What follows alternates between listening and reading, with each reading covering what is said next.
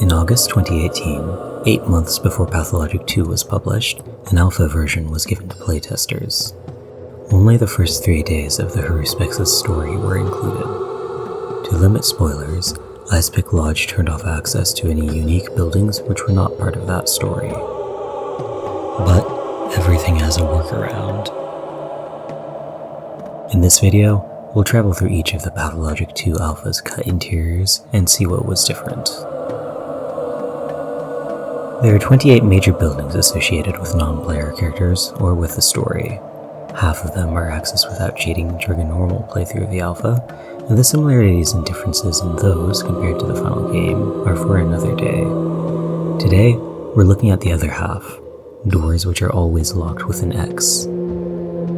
A developer tool called the Help panel gets the player inside. The Help panel is activated by pressing Ctrl-Shift-F1. It appears in the top left of our screen. We don't need to turn on any of its submenus to proceed. When approaching any interactable object with the Help panel active, our interaction tooltip will show extra options, such as Enter for inaccessible doors. The alpha's hidden interiors get more interesting as we move left to right across the map. We'll start with the cathedral, which is pretty much identical to its final version in Pathologic 2. It's missing a few benches, but the other differences are all lighting. Pathologic 2's standalone demo, The Marble Nest, established several of the locations in the Stone Yard, so this region is a slow start. Georgi and Victor Kine's Wings of the Crucible are nearly identical to their release versions.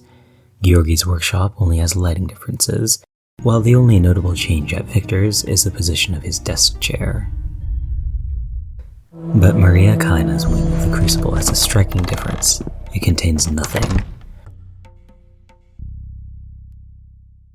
The whole house is untextured and missing decoration, save for the windows.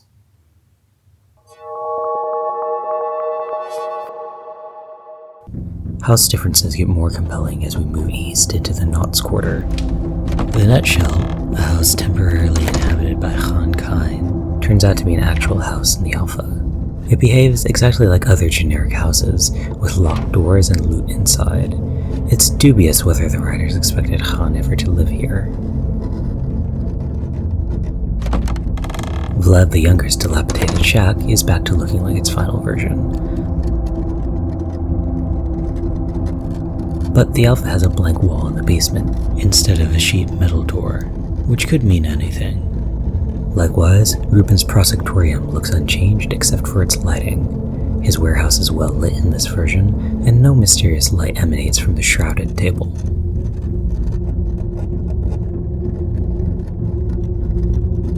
Yulia Lyricheva's Trammel is, like Maria's house, lacking in textures and objects. However, Yulia takes it a step further by also not having collision on her interior walls. A desk, chair, and houseplant stand alone in the Trammel, all of which were changed for the final game. The Suburov's Rod is, on the surface, also pretty similar. Alexander's Wing is identical, and Katerina just has different furniture. The real difference is that the connecting door between the building's two wings is open. Congratulations to the Suburovs on their healthy and happy marriage. I'm sure that's working out well. Peter Staman's loft. Okay, level with you. I just wanted Peter's wiggles in the video. But notice that his original town map uses faint line work instead of a copy of the player's colorful map interface. Anna Angel's Willows hardly changes, but this birdcage rotates 90 degrees for some reason. The Earth Quarter has an extra house in the alpha not appearing in release Pathologic 2, tucked away in a strange corner behind the termitary. This isn't a place the player would be expected to navigate to, is it? Is something going on here? The house is regular on the inside and not unique. But it's a good place to show off two other interaction tooltips appearing when the Help panel is active, the actions Mark and Key Opening. In Pathologic 2, the player marks doors with chalk as part of one quest. In the alpha, marking doors actually has an animation, which was later cut. But Key Opening never appeared in the final game. Its animation erroneously uses the same sound effect as marking. Having walked all the way to this house, perhaps there's something interesting beyond it. Perhaps there's an interior so rare that it doesn't appear in the final game at all.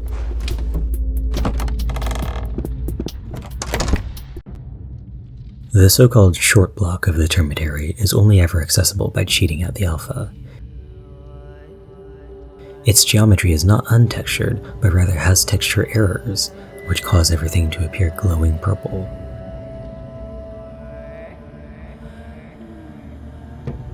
Theodor Bastard's song Shaman from the Downtown, the main menu theme, plays in this space.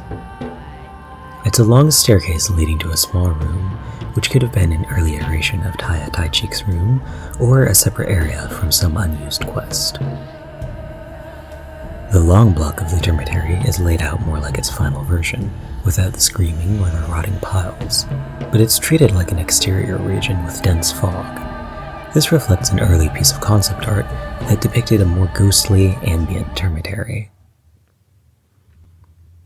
We've saved the best building, or at least the one I think is most interesting, for last, the Abattoir.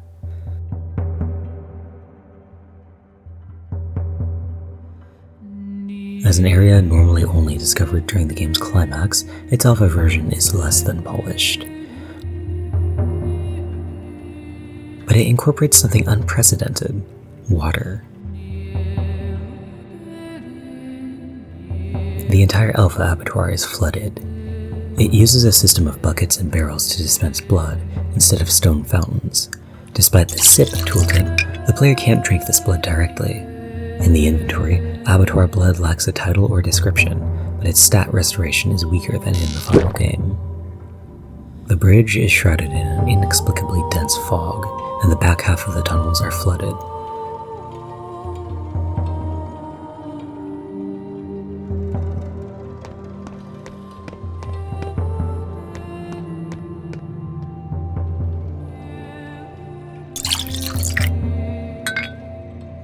Some of the walls in here are only placeholders.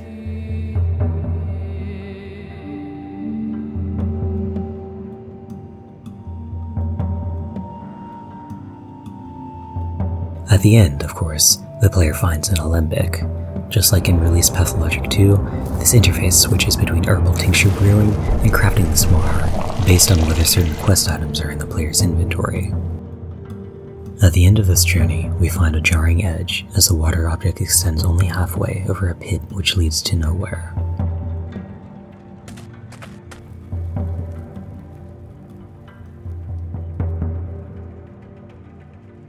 And that's everything. Thanks to fellow YouTuber Turaform for sending me door marking footage when I didn't want to go play that quest myself. You should check out their channel for some great essays and music mashups. For more information on developer tools and accessing cut content, check out the Pathologic modding wiki at pathomodding.mirahies.org. You can also follow me here, on Twitch, and on Tumblr at Pathologic. Which building was most interesting to you? Leave a comment, and thanks for watching.